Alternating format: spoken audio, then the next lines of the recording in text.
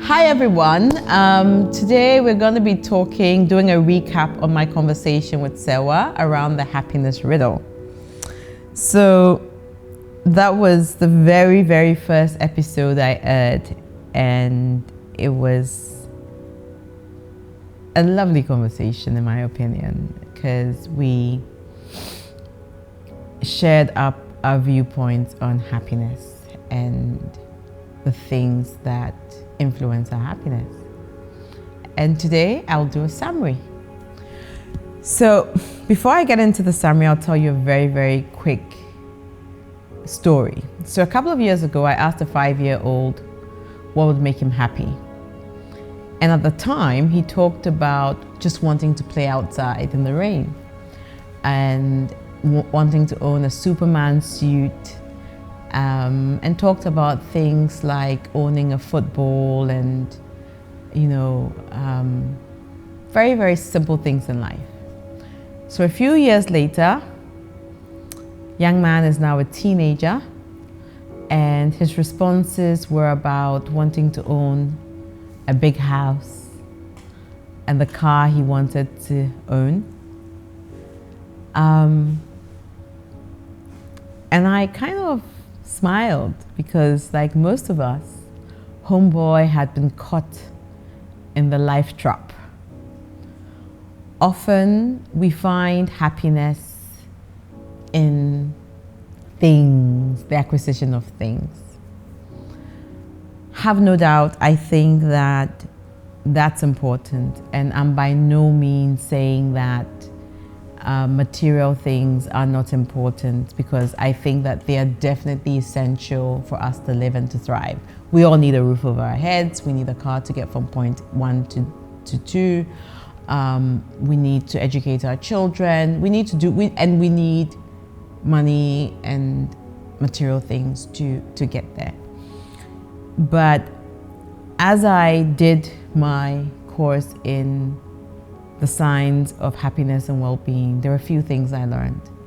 And in the conversations I had with Serwaa and other people, I also learned quite a lot about the things in my own life experience, the things that actually influence our happiness. And so I'll do the summary. The first thing is gratitude. So there's a quote I absolutely love.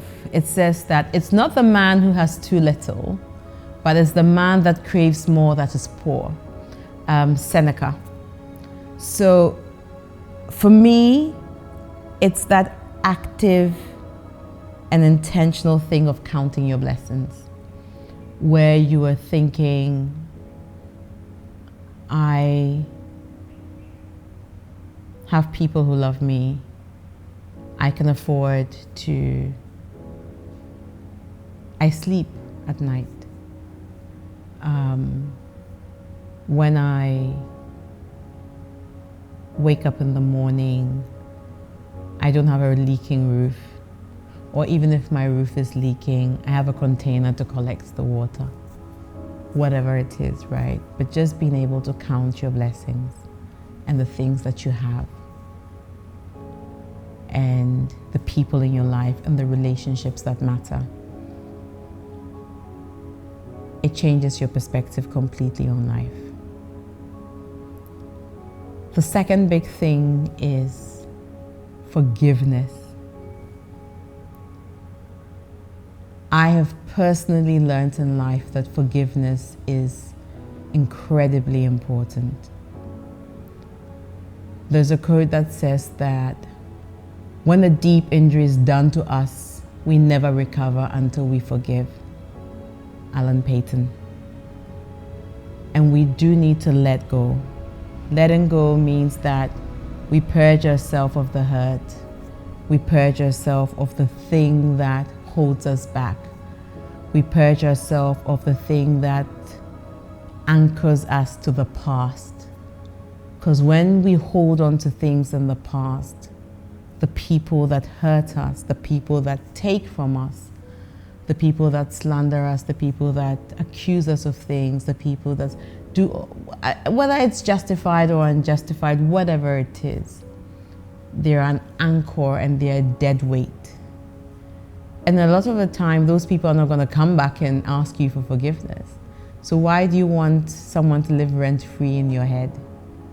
So forgiveness is something that's really important for your own happiness and your own well-being.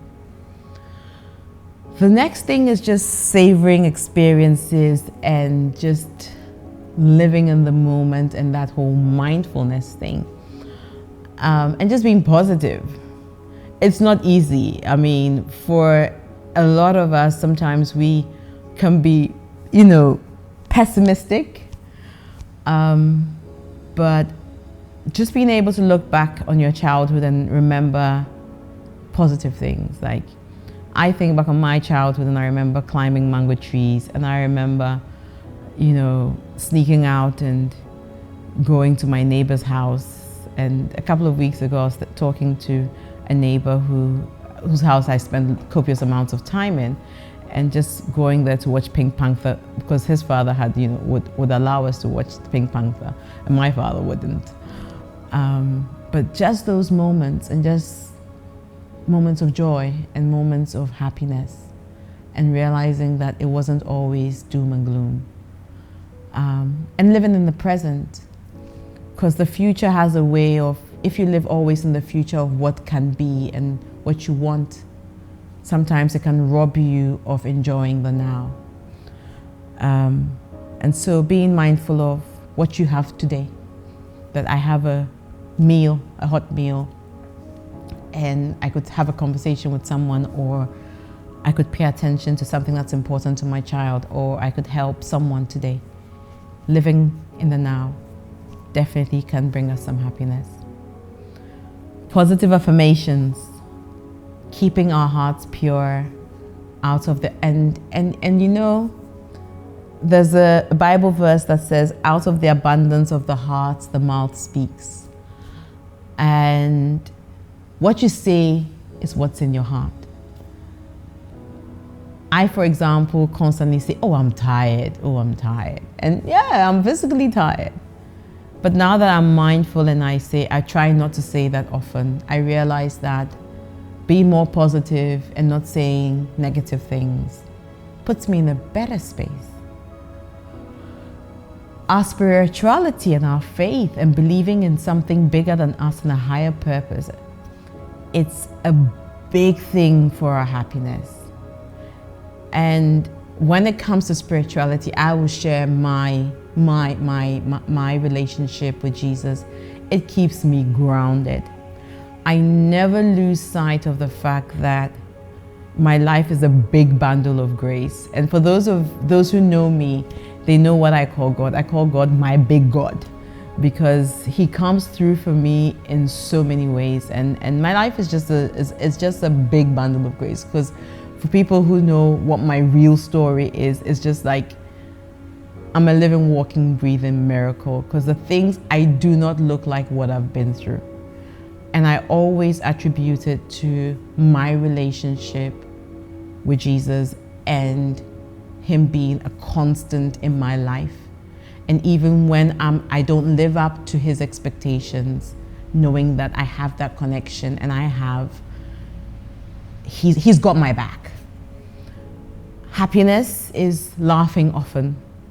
A daily dose of comedy, a daily dose of laughter, is what the doctor recommended. So Big Bang Theory, an episode of Friends, whatever it is that will set your mind at ease.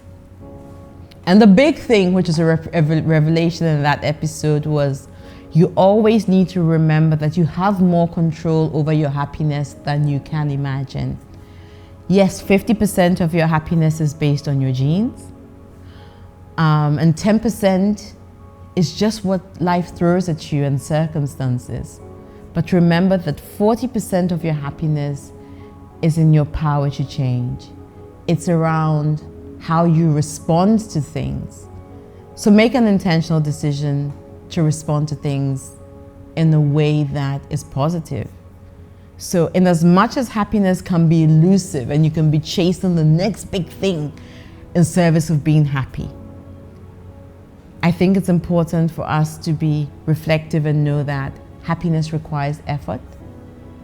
And that effort is in the fact that you want to be grateful, you want to be positive, you always want to forgive, you always want to remember that how you respond to things determines your happiness.